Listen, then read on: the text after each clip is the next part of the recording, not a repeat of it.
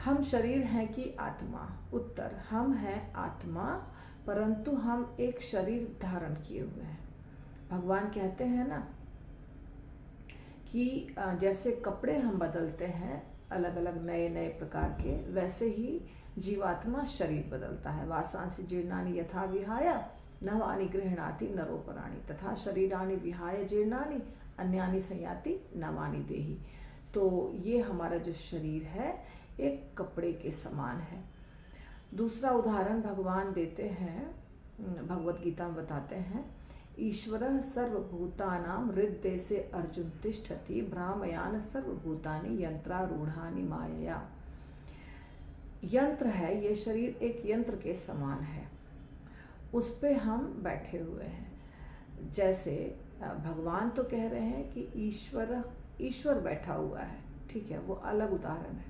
और प्रभुपाद सिंपल भाषा में समझाते हैं कि ड्राइवर और गाड़ी, जैसे एरोप्लेन भी है, ट्रेन भी है, साइकिल भी है, कार भी है, बहुत कोई बड़ा है और कोई बहुत छोटा है, पर सब गाड़ी है।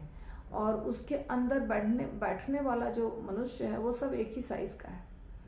इसी प्रकार 84 लाख प्रकार की योनियां हैं, 84 लाख प्रकार के शरीर हैं, पर उसके अंदर बैठने वाला जो आत्मा है वो सब एक ही साइज का है।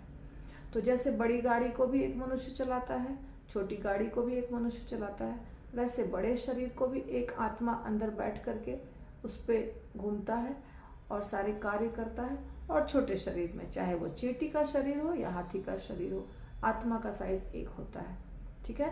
तो आत्मा शरीर में बैठा है, हम वास्तव में आत्मा है, शरीर में अभी बैठे हैं एक अलग प्रकार के शरीर में, और वो अलग अलग प्रकार का शरीर बार बार हमें मिलता रहता है। तो हम आत्मा है। ये उदाहरण हो गया ड्राइवर और गाड़ी। ड्राइवर आत्मा, गाड़ी शरीर। एक और उदाहरण प्रभुपाद देते हैं, पिंजड़ा और पक्षी। पिंजड़ा शरीर, पक्षी आत्मा। जैसे तोता रहता है पिंजड़े के अंदर में, तो तोता जीवित है, पर पिंजड़ा क्या है? मरा हुआ, लोहे का बना हुआ, सोने का बना हुआ, चांदी का बना हुआ, पर पिंजड़ा तो मृत है।